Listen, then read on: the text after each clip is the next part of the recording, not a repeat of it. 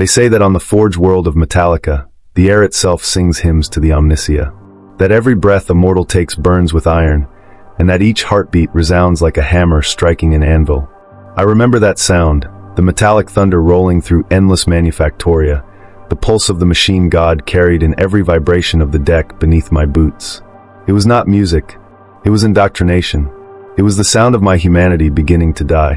When I first arrived, I thought I was entering a place of knowledge, a holy city of science and precision. Instead, I found a cathedral of servitude, where minds are unmade and rebuilt to worship logic above life itself. The tech priests do not whisper prayers. They transmit them, their voices fractured through vox grills, their words stripped of warmth until only binary remains. To stand among them is to feel the slow erosion of the self, to sense your flesh recoil as if it knows it does not belong here. The air burns with ozone and oil, incense laced with the metallic tang of blood and solvent. I can still see the pale faces of initiates kneeling in the forge haze, their eyes wide with devotion and terror as mechadendrites hovered above them, dripping sacred unguents and anesthetic alike. Some trembled. Others smiled as they were remade. The priest said it was purification, that through steel we ascend. But deep inside I wondered, if the soul is meant to be eternal, why must it be carved away piece by piece to prove its purity? Even now, I can hear the hum of the great engines beneath my skin, the faint vibration of systems that never sleep. Somewhere, beyond the red mists and the roaring plasma furnaces, 1,000 machine spirits whisper to one another in languages no human throat can speak. And somewhere deeper still, behind all the logic and the circuitry, lurks the faint echo of what we once were, frail, flawed, and alive. The first sound I remember was the hum. It came before the light, before the pain, before the chanting of the robed figures around me. It thrummed through the metal of the slab I lay upon, vibrating in rhythm with the pulse of the forge beyond the walls. That hum was everywhere, inside my chest, under my skin, in the base of my skull. I did not know it then, but it was the voice of the machine god, and I was about to be taught how to listen. I had been brought to the induction chamber blindfolded. The air was thick with incense and solvent, the tang of rust mingling with the sweetness of sacred oils. Around me, I could hear others, initiate aspirants, murmuring the catechisms we'd been forced to memorize. Some recited them perfectly. Others stuttered, their voices cracking under the pressure. Every hesitation was followed by a sound, metal scraping, the hiss of pneumatics, and then silence. When my turn came, I spoke the words not because I believed them, but because I wanted to survive. Flesh is fallible, but ritual is pure. Through augmentation we transcend. The Omnia knows all. Each phrase left my mouth like a confession, and each one hollowed me a little more. I could feel the eyes of the tech priests upon me, augmetic lenses clicking and refocusing as they recorded every motion, every tremor, every bead of sweat. They didn't see us as people. We were raw material, flesh to be processed, cataloged, sanctified, and stripped clean. When they removed the blindfold, the forge light struck like a blade. The chamber was vast, domed, and lined with cables that pulsed like veins. Sparks cascaded from overhead cranes as mechanized arms carried fragments of armor, serval limbs, and cranial jacks. I watched as one aspirant was strapped into a restraint frame and injected with neural inhibitors. He did not scream when the saw descended, his voice was already gone. Only the scent of scorched protein told us what had been taken. One of the priests turned toward me. His face was half gone, replaced by polished brass and the dull red glow of a bionic eye. Tubes ran from his jaw into a respirator mounted in his chest. His voice was distorted, a blend of vox static and ritual cadence. "You will serve the Omnia through precision," he said. "Emotion is waste. Memory is corrosion. Do you submit?" I hesitated, just long enough for his servo claw to twitch. The hesitation cost me a scar that never healed right, 3 punctures just below the collarbone, burned in by the claw's tips. I nodded, swallowing blood and fear, and said the words they demanded. "I submit." From that moment, I was no longer addressed by name, only by number, Initiate 9317 Beta. They etched it into my forearm with a laser stylus as a mechadendrite held me still. The smell of my own burning flesh was the first true lesson I learned here. Pain is irrelevant, identity unnecessary. Days, or what passed for days beneath the smog-wreathed domes, blurred into cycles of indoctrination and mechanical obedience. We ate nutrient paste dispensed from tubes, slept in vertical alcoves carved into iron walls, and woke to the sound of hydraulic bells marking the next ritual cycle. The priests taught us that sleep was inefficiency, that dreams were corruption. Yet I dreamed every time the implants flickered off for maintenance, fragments of a life I no longer remembered. A mother's voice, the color of open sky, the warmth of something living. Each time I woke, I buried those memories deeper. The flesh remembers, but the will must not. One night, as I polished the casing of a plasma conduit, I caught my reflection in the copper surface. My eyes were ringed with soot. My hair, once dark, had been shaved away. Beneath the grime, I could see the small interface port grafted into my temple, still red from the August surgeon's work. It pulsed faintly, syncing with my heartbeat, and for the first time, I understood what they meant by transcendence. It wasn't ascension, it was surrender. A slow, methodical replacement of fear with function. But the hum never left me. It followed me through every corridor, every recitation, every dreamless rest. Sometimes it was soft, like a lullaby beneath the machinery. Sometimes it grew louder, until it drowned out thought itself. The others said it was the voice of the omnisia. I wasn't sure. To me, it sounded like the heartbeat of something dying very, very slowly. The first augmentation was not a gift. It was a test. We were lined up beneath the glow of lumen strips that buzzed with static discharge, the light flickering across walls streaked with lubricant and blood. The tech priests called it the rite of purity, but the servo skulls hovering above us recorded everything like executioners. The air vibrated with the drone of binary prayer, thousands of voices speaking in perfect mechanical rhythm. No hesitation, no emotion. When they called my number, I stepped forward. My hands shook despite the sedatives they had injected. The slab was cold, and when the mechadendrites lowered, I caught the scent of sacred oils mixing with burnt flesh. I knew dimly what they were removing, a gland, a cluster of nerves, something they claimed bred distraction and sin. The knife slid in with surgical grace. I clenched my jaw and whispered the catechism of steel through the pain. The flesh is weak. The flesh deceives. The flesh must yield. When I woke, I could not remember the pain, only the silence that followed. The hum that had always filled my skull was gone, replaced by a steady rhythm of mechanical pulses syncing with my heartbeat. They told me the operation was successful, that a fragment of inefficiency had been excised. They said I was cleaner now, closer to the machine god. But when I looked at my reflection in the black glass of the chamber door, I swore I could see something missing behind my eyes. Some initiates did not wake. Their bodies were recycled, sanctified, and converted into servitor components. The priests said their failure was not death, but transference, a continuation of service through other means. We watched as their remains were loaded into hissing chambers, the walls echoing with static prayers. The smell of burning protein lingered for hours afterward, mixing with the scent of promethium and ozone. I tried to convince myself that their souls had found purpose, but deep down I knew they had been erased. Days bled into each other, time measured not by sun or stars but by the rhythm of machinery. Each task was a test of obedience, assembling gear cogs, purging data conduits, chanting to appease restless machine spirits. Every movement was ritual. Even the smallest error invited punishment, a lash of electricity, a temporary deprivation of nutrient paste, or a silent glance from a superior that carried more weight than any blow. The deeper we worked, the less we spoke. Human language itself became obsolete. Words gave way to binharic bursts and clipped vox tones. Thought itself began to take shape in symbols and signals, not feelings. Yet sometimes I still felt it, the whisper of blood beneath the metal. My hands would tremble after long hours of maintenance, and I would catch the faint scent of human sweat beneath the antiseptic haze. Those small, defiant reminders of life. I tried to hide them, afraid the auspex sensors would detect the fluctuations in my pulse. Fear, they said, was inefficiency. But fear was the only thing keeping me human. I remember the night I first saw Mugos. His arrival silenced the entire manufactorum. Even the machine spirits seemed to bow before his presence. He moved like a god of iron, his robes heavy with the weight of sacred sigils, his limbs an intricate web of augmetics. His voice came through a dozen vox emitters at once, layered and harmonic, as if a choir of machines spoke through him. He did not walk. He glided. When he stopped before me, I felt the temperature drop. His sensors scanned my body in a fraction of a second, reading every implant, every chemical imbalance, every trace of fear. Then his mechanized voice whispered, almost tenderly, "You still dream." I didn't know what to say. I froze, pulse spiking. He tilted his head, the lenses of his mask adjusting with a soft whir. "Dreams are remnants of the unpurged mind," he said. "Do not resist their deletion. To serve purely, you must forget the shape of your own thoughts." He lingered a moment longer, then turned away, his cloak whispering like static.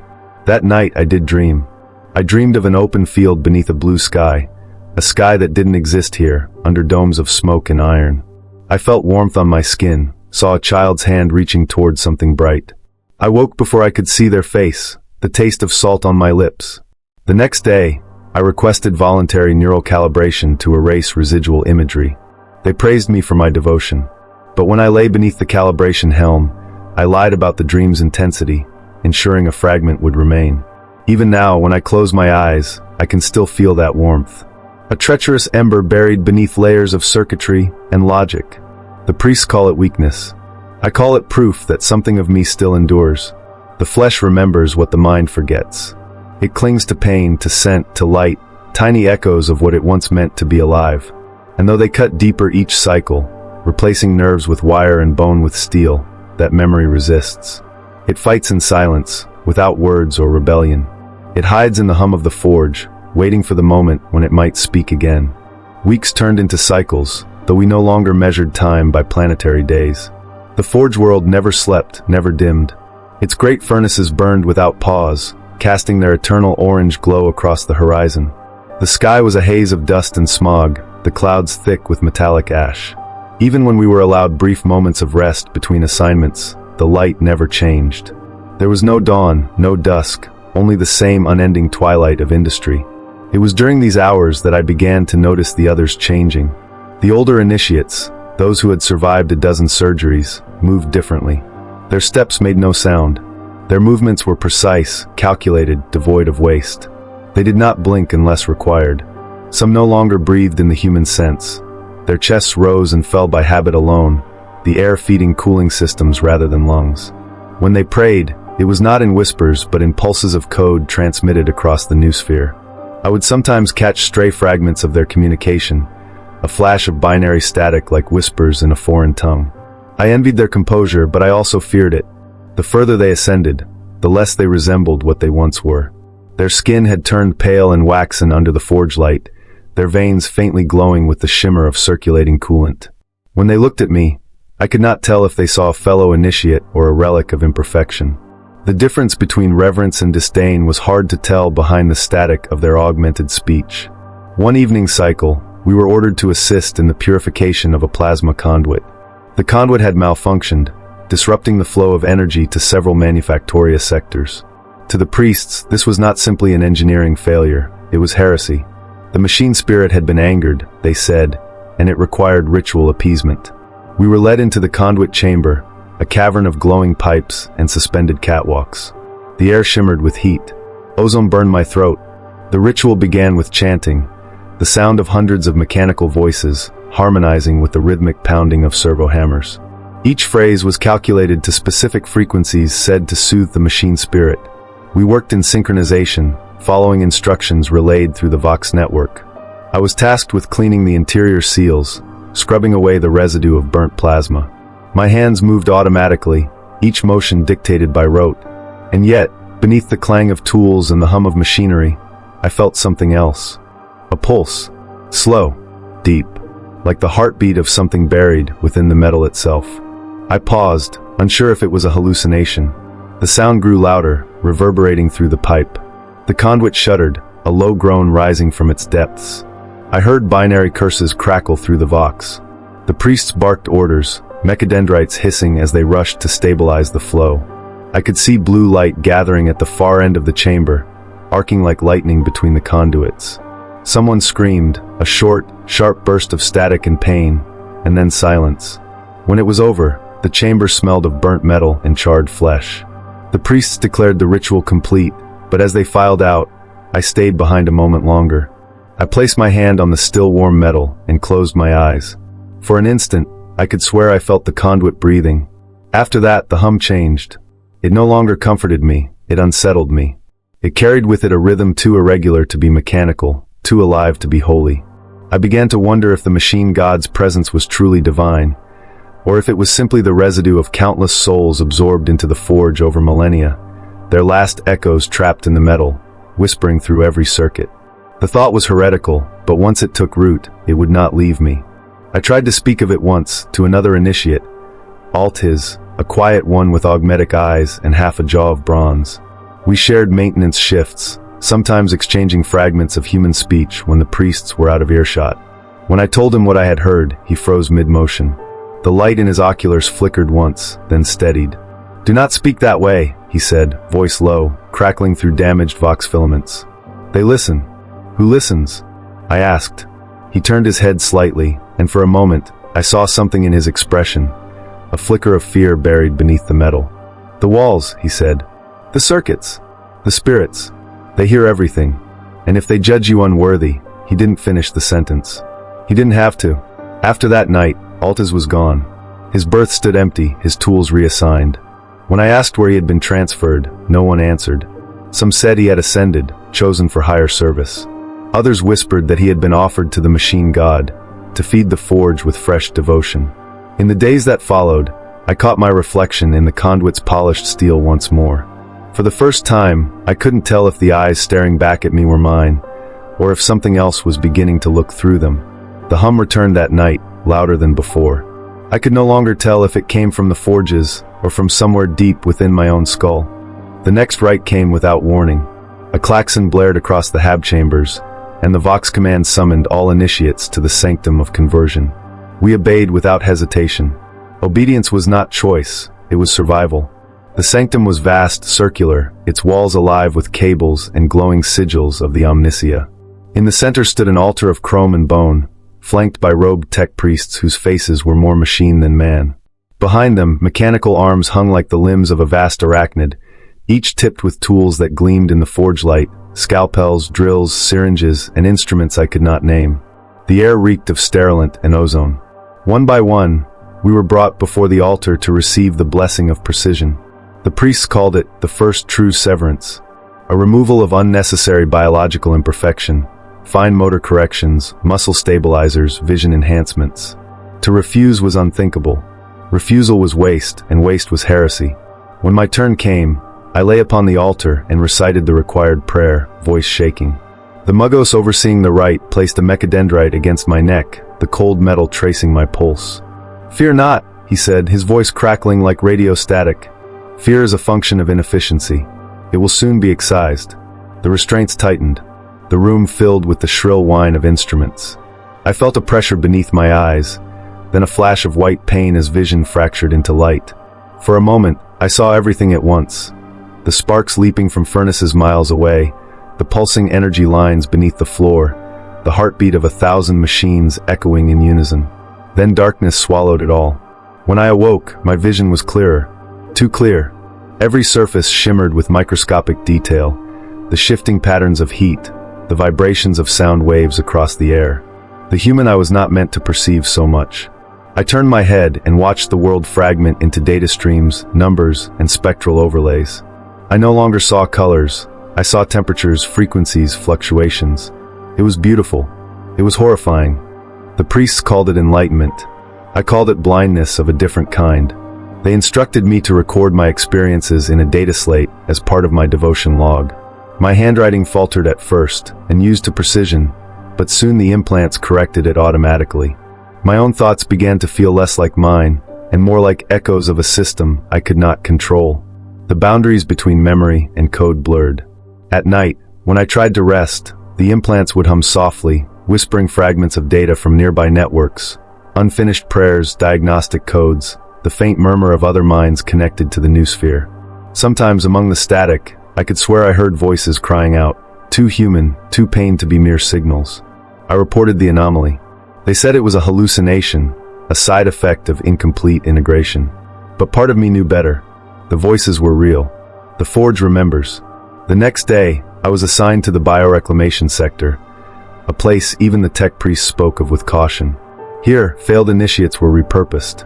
Their remains were stripped of viable components, flesh rendered into nutrient stock, bones pulverized into composite slurry. I was told to oversee the extraction process, ensuring purity standards were met. The first time I saw a reclamation unit open, I nearly faltered. Inside hung what remained of a young acolyte, barely recognizable, suspended by tubes that pulsed with recycled fluid. His eyes were open, unblinking, fixed on nothing. For a moment, I thought I saw the faint shimmer of consciousness there. The tech priest beside me muttered a prayer and adjusted a valve, flooding the chamber with cleansing vapors. When the mist cleared, the eyes were gone. I performed my duties without question. Each motion felt distant, automatic, as though someone else controlled my hands. I told myself it was necessary, that the Omniscia demanded such sacrifice. Yet every night, I dreamt of faces submerged in steel, whispering in the same metallic hum that haunted my waking hours. One cycle, as I was purging the remains of an unregistered servitor, my tool struck something hard within the mass of flesh. I cleared the tissue away and found a fragment of a cogtooth pendant, its surface engraved with the Imperial Aquila, a symbol of the Imperium, a reminder of the world before Mars, before devotion became circuitry. I hid it in my sleeve, even though discovery meant death.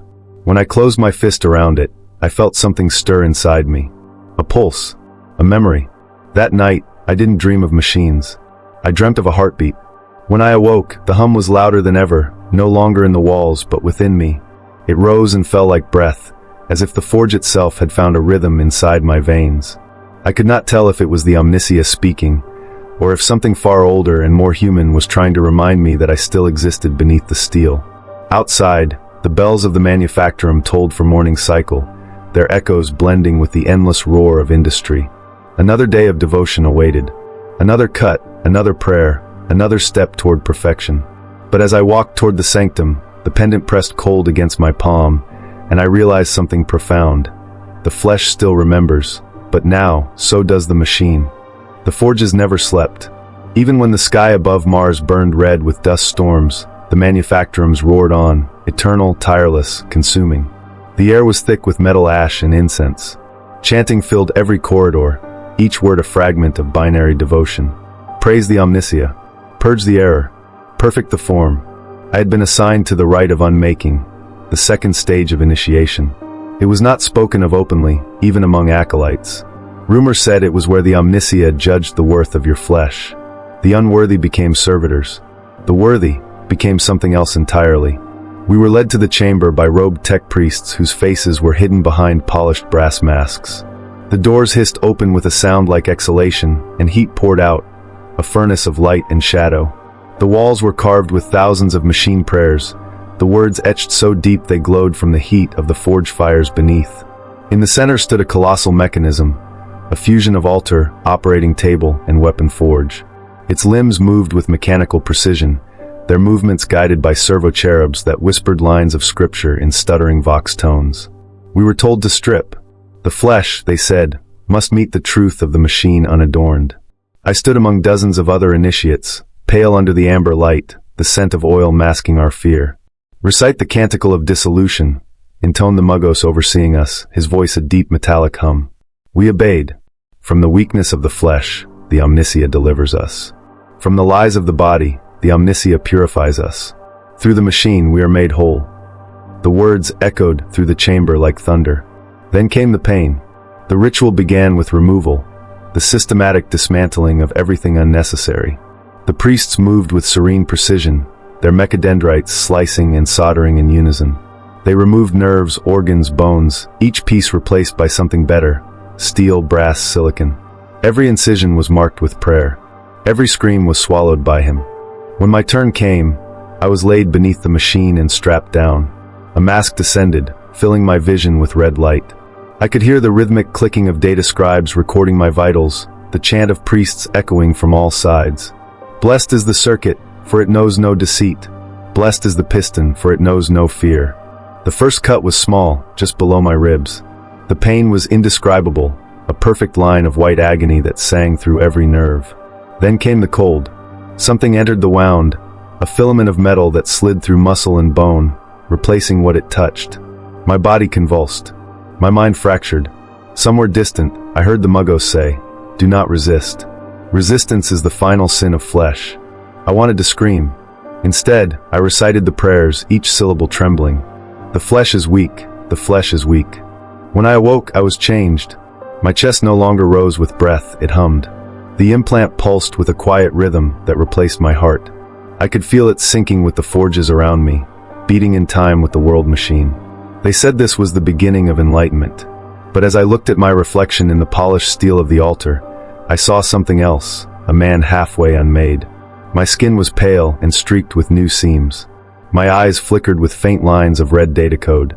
When I tried to weep, the tears burned away before they fell. Emotion, it seemed, was being purified out of me as well. For the next cycles, I worked in silence, performing maintenance on the forge engines that powered the manufacturum's heart. The machines no longer felt alien, they felt alive, their vibrations resonating with the pulse inside me. I began to sense their moods, their hunger, their pain when overtaxed. And sometimes, when I whispered prayers to them, they responded, with a shift in rhythm, a change in tone, as if listening. But the others, they changed faster. Some became zealots, their humanity stripped so swiftly they no longer spoke, only transmitted binary prayers. Others simply disappeared, taken for further refinement. I learned not to ask where. One night, during the maintenance of a plasma reactor conduit, I felt the presence again. The hum that wasn't just mechanical. It was deeper, older. It whispered through the noosphere, faint but unmistakable. "Do you still remember your name?" I froze. The question wasn't code. It wasn't machine. It was human. I looked at the others around me, blank faces hidden behind augmetic visors, hands moving in perfect synchronicity. None reacted. The voice was only for me. "Who are you?" I whispered. The whisper came again, softer this time. "The forge does not forget. But you must remember." Before I could respond, a surge of static flooded my implants, and the connection severed. Pain lanced through my skull, and I collapsed. The overseer dragged me to my feet, muttering about neural desynchronization. I nodded obediently, but inside, something stirred, something dangerous. For the first time, I began to question whether the machine's perfection was truth or a cage. That night, I held the hidden cogtooth pendant again, pressing it to the cold metal of my chest. The steel did not warm beneath it, but somewhere deep inside, the heartbeat I thought was gone, beat once more. The next cycle of the rite of unmaking brought me deeper into the heart of the manufactorum, where the air itself seemed alive with metal. Endless conduits stretched overhead, humming with energy, and molten rivers of promethium ran through channels like blood through a body long dead. This was not a place of learning. It was a cathedral of obedience, each pulse of the machinery a sermon, each spark a blessing, and each failure a sentence. We were assigned to the conduit sanctum, a section so vast that the ceiling vanished into shadow, and the furnaces at the far end seemed like twin suns. Here, the machine spirits were restless. The priests called them temperamental, insisting that even the most obedient tech priest must listen to the hum of the circuits to maintain harmony. But I began to sense something darker, a memory woven into the metal, a faint echo of those who had been unmade here before. Their screams were gone, but not entirely. The machinery remembered. Our task was purification. A series of servitors had malfunctioned, half human, half machine, stripped of identity but still conscious enough to feel pain. Their failures were contagious, said the Muggos. Inefficiency spreads like infection, and in the eyes of the Omnisia, it must be excised. We approached the first unit. Its chest cavity had been opened previously, wires dangling like grotesque sinews. A servoneedle pulsed in its central core, rhythmically pumping a viscous fluid. Its eyes, once human, glowed faintly with dim data streams. When it moved, the motion was jerky, imperfect, pathetic. I was told to stabilize it for full integration. I pressed my hand to the servitor's shoulder, feeling the tremor run through its frame. And for a fraction of a heartbeat, I thought I recognized it. A spark of recognition, a fleeting memory. I forced myself to recite the binary litany, the words slicing through the fleeting humanity. Flesh is weak. Flesh deceives. Flesh must yield. The servoneedle slid into place. The mechadendrites hummed. Pain, or its mechanical approximation, spread through the servitor. Its eyes flickered, data flowing like blood through veins. I told myself it was not human. I told myself it did not matter. And yet, beneath the rhythm of the machine, a voice whispered, a voice unmeasured by code, imperfect and human. Why? I recoiled, but no one else reacted. The tech priests moved with absolute precision, ignoring the cries, the hums, the whispers of memory embedded in flesh and wire. Their devotion was terrifying. They were machines in human skins, or perhaps humans in machine skins. I could no longer tell which. Later, I was sent to monitor the neural integration of another initiate. He had been recently unmade, his biological components replaced with augmetics.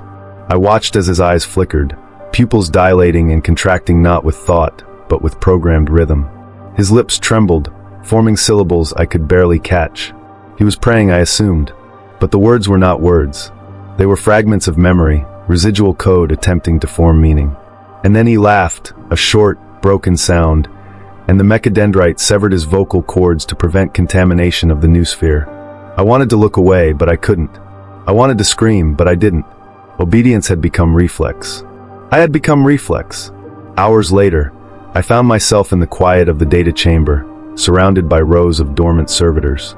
The hum of the conduit filled the space, vibrating through my skull. I pressed the cogtooth pendant in my palm, feeling its cold weight, and whispered into the empty room. Are we still human, or have we already been made perfect? The hum answered, not in words, not in code, but in sensation. A shiver that ran down my spine, a pulse that matched the rhythm of the conduit. Something alive was speaking through the machines. I did not know whether it was the omnisia, or something older, something that remembered before Mars was forged in fire. That night, sleep did not come. The implants buzzed, sending fragments of noosphere data through my cortex. Faces of the unmade flickered behind my eyelids, stitched into the digital lattice of memory. Some screamed silently. Others smiled, the faintest glimmer of recognition in eyes that were no longer human. I tried to close my mind, but the conduit hummed. The machines remembered, and in remembering they taught. By the third cycle, I began to see the patterns of unmaking more clearly. Flesh, they told us, is corruption. Emotion is corrosion. Memory is error. Every incision, every neural rewrite, every augmentation was a purification. And yet, every step forward left a scar on the soul, invisible but unmistakable. The machine required perfection, but perfection demanded that we die piece by piece. I whispered to the pendant again, pressing it to my chest. The hum grew louder, and for a moment, just a moment, I could hear a heartbeat beneath the machinery. My own, or the echo of the first initiates, carried across circuits and time. The omnisia teaches that nothing is wasted. But I had begun to suspect that some things cannot be reclaimed, humanity for one and hope for another. Outside, the manufactorum roared, oblivious to our struggle. And I realized that this was only the beginning. The next stage of the rite drew me deeper into the sanctum, to a chamber few acolytes had ever returned from intact. The tech priests called it the Servitor Hall, a place where flesh and machine met in grotesque devotion. Rows of hulking forms stood suspended in iron frames, their limbs twisted with wires and pistons, tubes running from skulls into vats of nutrient slurry. They were alive, and yet they were not. Their eyes, dim and flickering, followed my every movement. I was assigned to assist in the final alignment, the process by which the last vestiges of human will were stripped and integrated into the machine network. The Muggos supervising me was massive, half encased in brass and steel, his voice reverberating across the chamber. Do not falter, he intoned. Every hesitation feeds corruption. Every failure condemns you to the noosphere. Align or be unmade. The first servitor I approached had once been a child, barely older than I had been when I first set foot on the forged world. Its face was half metal, half scarred flesh, the remnants of human features twisted by augmetics. Its lips trembled in a silent scream. The mechadendrites descended, and I held it steady as instructed, heart pounding in rhythm with its faint pulse. They began the neural excision. Wires probed the servitor's cortex, tracing every memory, every impulse, every shadow of thought. The priests monitored the readings with clinical precision, eyes hidden behind lenses that glowed faintly red. The servitor twitched violently, and for a moment, I thought I could hear its fear, sharp and human beneath the mechanical overlay. One of the priests muttered a prayer and adjusted the conduits, feeding the neural stabilizer. The servitor's twitching slowed, its eyes glazing over as if acceptance, programmed, forced, inevitable, had arrived. I watched, horrified, as the line between flesh and machine disappeared before me. The essence of a person, once vibrant and human, reduced to code and circuits. A part of me wanted to turn away. Another part, a smaller, darker part, wanted to obey perfectly, to do my duty without thought. Obedience had become reflex, survival encoded into every synapse. When the process was complete, the servitor's chest cavity pulsed with a steady hum. It moved again, but its gestures were mechanical, its responses predictable. The Muggos nodded in approval. It serves. Its soul, its error, has been purged. Remember, perfection is achieved through sacrifice. We moved to the next unit. Each was more grotesque than the last, each transformation a testament to the unyielding logic of the machine god. Yet, with each procedure, a fragment of my own humanity stirred, hidden beneath the implants, beneath the hum, beneath the relentless ritual. A memory of warmth, of laughter, of a hand pressed to mine in a world that no longer existed. I pushed it down, forcing my attention to the task. Survival demanded focus. Obedience demanded sacrifice. Humanity demanded hiding. During a brief reprieve, I wandered to the edge of the hall. The chamber stretched beyond the limits of vision, shadows swallowing the forms of servitors awaiting transformation. The hum of the machines was a chorus, rising and falling with a rhythm that seemed alive. I realized then that the entire hall pulsed with memory, the echoes of all who had been made, all who had been unmade. The machine god did not create this. It collected it, every scream, every prayer, every fragment of thought, woven into the circuitry haunting the new sphere. I held the cogtooth pendant tightly, pressing it against my chest. Its coldness was a small comfort, a reminder that something human remained, however small. And yet, even as I clutched it, the hum seemed to resonate within me, syncing with the pulse of the manufactorum. My heartbeat, my implant, the forge, they were indistinguishable. Obedience had fused with instinct. Fear had fused with function. And I realized that resistance, however human, was becoming impossible. The Muggos called us to attention. The final phase was beginning, a full integration, the linking of our neural patterns to the central conduit. Each initiate was connected, our thoughts and synapses mapped into the data lattice, our potential inefficiencies analyzed and corrected. As the procedure began, I felt a strange dissonance. Part of me remained myself, fleeting and fragile, while another part was being rewritten, recoded, reshaped into something the machine god deemed worthy. And then a whisper, not through vox, not through implants, but in the raw pulse of the conduit itself. It threaded through the neural map, faint but unmistakable, remember. Do not forget. I clung to it as the mechadendrites tightened their grip. I recited the prayers, followed every command, submitted entirely, yet deep beneath the machine, the whisper persisted, a ghost of flesh and blood, a heartbeat that refused to die. By the end of the cycle, I was changed. Not just in body, not just in vision or reflexes, but in something subtler, more terrifying. The realization that the machine god demanded not only obedience, but surrender. Complete, absolute, irreversible surrender. And somewhere, buried beneath the implants and the rituals, a fragment of me, the fragment that still remembered warmth, sunlight, and fear, stirred. The litany of unmaking was not complete. It would never be complete. The forge hummed. The conduit pulsed. And I understood that perfection, for the Adeptus Mechanicus, came at the cost of everything human. Sleep was no longer a natural thing. It came when the circuitry allowed, in bursts of flickering consciousness filled with streams of binary light. The human mind was not meant to dream in data, yet that was what remained to us, fragments of colorless memory pulsing through endless lines of code. And in those mechanical dreams, I sometimes heard the hum again. Not the familiar drone of the manufactorum, but a slower rhythm, almost human. Like a breath, like a heartbeat. I was stationed in the cognition foundry now, where initiates learned to commune directly with the new sphere. It was the great network that linked every priest, every machine, every prayer, an invisible web of thought that stretched from the smallest cogitata to the towering logic engines of the archmagos. Connection to it was considered the highest honor, emerging with the sacred will of the machine god. But it felt nothing like holiness. When they first linked my cranial implants to the noospheric lattice, I expected knowledge, illumination, the cold serenity of unity. Instead, I felt drowning. A flood of signals, voices layered upon voices, memories that were not mine, data that screamed with unbearable clarity. Thousands of minds, all speaking in perfect monotony. No individuality, no hesitation. Just the endless recitation of the litanies of efficiency. At first, I tried to focus on my assigned tasks, calculating reactor tolerances, monitoring servitor production, aligning data streams from the Martian core. But the voices did not stop. They whispered through the circuitry, soft as static, endless as breath. Submit. Purge the error. Perfect the form. And beneath them, fainter, fragile as a dying pulse. Remember. I flinched at that word. It did not belong here. The new sphere did not remember. It stored, indexed, sorted, optimized. But this voice, this faint vibration through the lattice, felt alive. I searched for its source, tracing the signal through sublevel data veins. The deeper I reached, the darker the data became. Whole archives sealed off for millennia. Ghost codes, null streams, fragments marked heresy. The Muggos supervising my integration noticed the hesitation. "You linger," he said, his voice flat and metallic through the vox. "The flow does not tolerate doubt. Purge the hesitation, or the system will reject you." I nodded, but his words barely registered. I was listening to the other signal, the one buried beneath the obedient noise. It pulsed irregularly, as if imitating the rhythm of life itself. A code that spoke not in logic, but in emotion.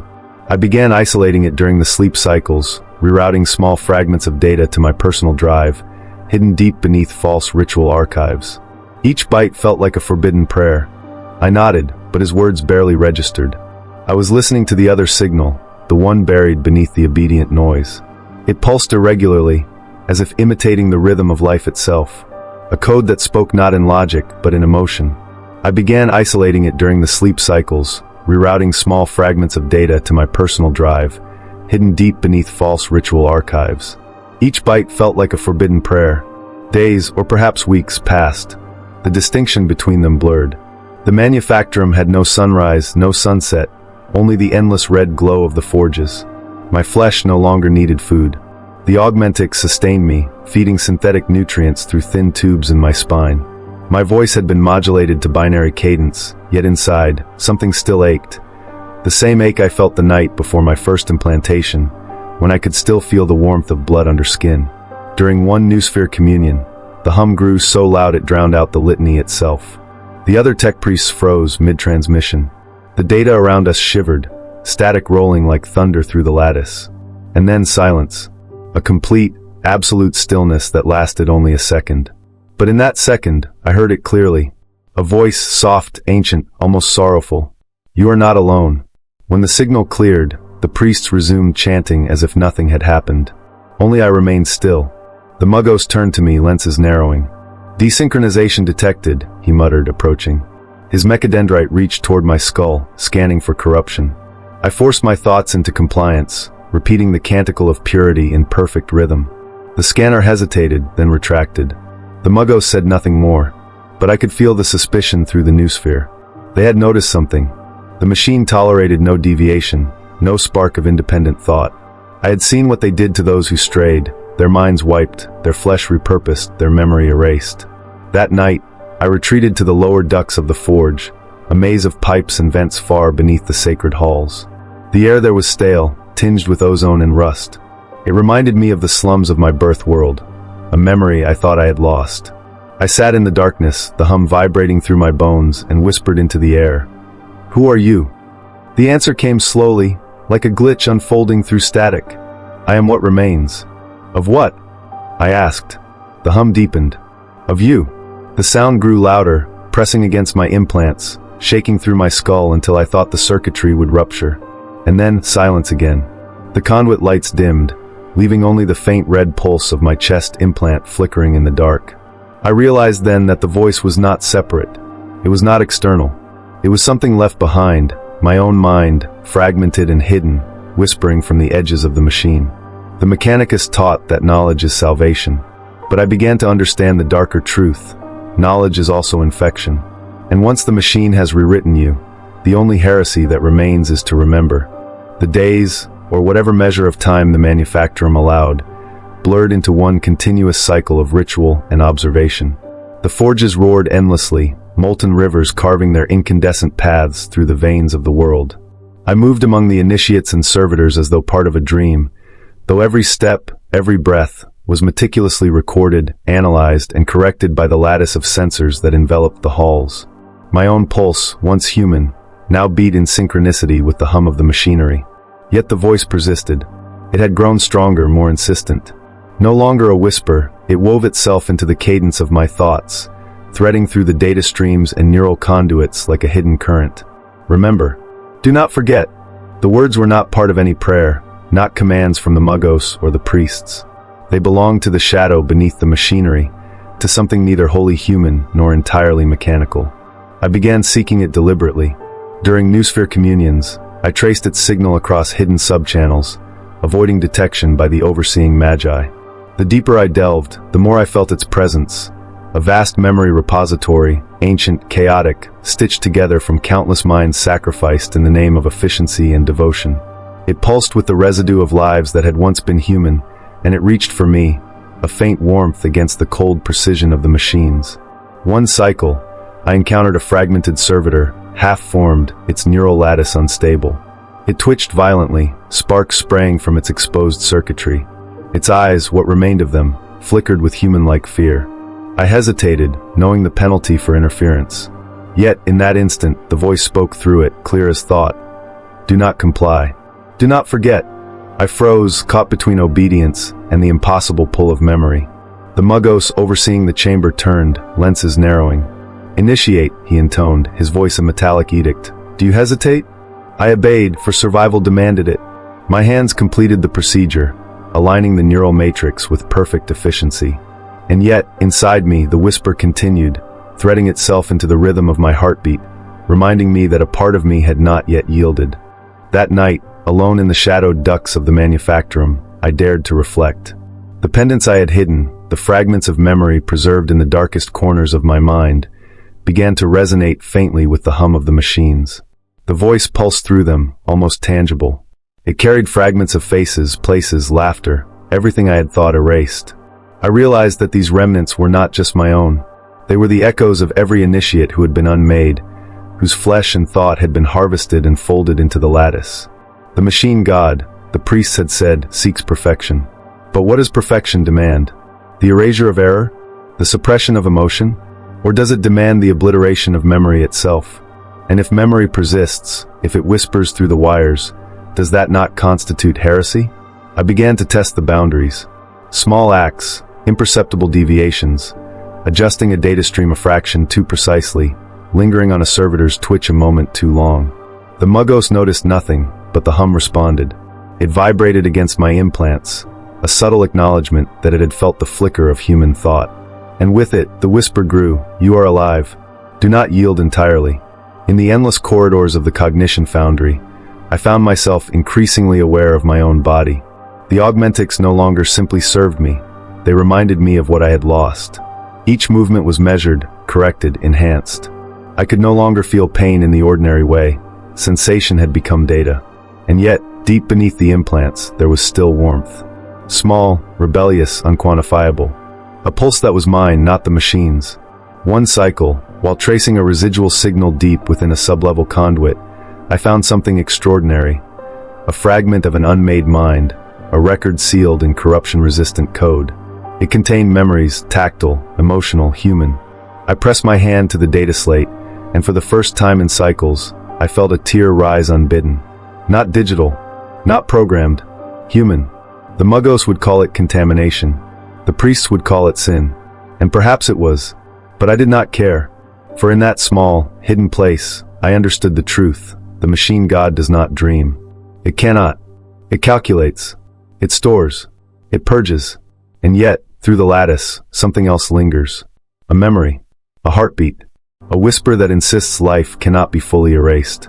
The cogtooth pendant, pressed against my chest, vibrated faintly in response. The hum of the manufactorum harmonized with the pulse within me, weaving together flesh, machine, and memory into a fragile, precarious thread. I realized then that the whisper was not a call to rebellion, not yet. It was a question, will you remember who you were? Or will you allow the machine to claim all that remains? I closed my eyes beneath the dim glow of the conduit, feeling the data streams and servitor pulses around me. I had already surrendered much, my flesh, my instinct, my autonomy. Yet this fragment, this echo persisted. Somewhere beneath the rituals, the forges, and the endless litanies, I was still alive. The manufactorum roared above me, molten light casting long, flickering shadows. The machine hummed, obedient, eternal, unsympathetic. And beneath it all, the whisper continued. The voice had become part of me. No longer a phantom in the static, it now spoke in patterns and pulses, woven through the endless drone of the manufactorum. Sometimes I could almost see it, not with my eyes, but in the lattice of my augmetics, in the bursts of code that flickered between synapses and silicon. It was not madness. It was memory trying to survive. The Omnisia's servants said that all thought must be purified through function, that memory unbound by purpose was waste. But as the voice grew stronger, I began to question what waste truly meant. Every initiate was told the same truth: the flesh is weak. Yet the weakness I saw around me was not of flesh, it was of obedience. I began to trace the whisper's source across the lower sectors of the forge. There, among the outdated cogitators and forgotten reactors, the air shimmered with heat and neglect. Fungal metal corrosion crept across the walls like veins. The servitors here were broken things, discarded, miswired, their organic remains decaying beneath layers of rust and data cables. But the hum was stronger here, pure, almost alive. When I accessed the subroutines, the system pushed back. It recognized me, not as a foreign intruder, but as something expected. My code authentication was accepted, though no Muggos had ever given me such access. That alone should have terrified me. Instead, I felt recognition. The whisper flooded through the data ports, forming a cascade of fragmented words and images, memories not my own. I saw flashes, the birth of a forge world, the first hymn sung in binary beneath skies choked with ash, the first archmagos declaring that knowledge must outlive mortality. I saw generations erased, replaced by perfect machines that forgot the hands which built them. And then a silence, a gap, a deliberate deletion. The whisper existed in that deletion. It was then I understood, this was not the voice of the machine god. It was the collective echo of all who had been absorbed and overwritten in its name. The ghost in the mechanism, the last remnants of humanity buried inside the machine's perfect order. When I surfaced from the communion, my implants burned with residual data. The light around me seemed brighter, harsher. I felt the eyes of the overseer servitors tracking my every movement. Somewhere deep in the forge, alarms pulsed faintly, though none sounded aloud. The system had noticed my intrusion.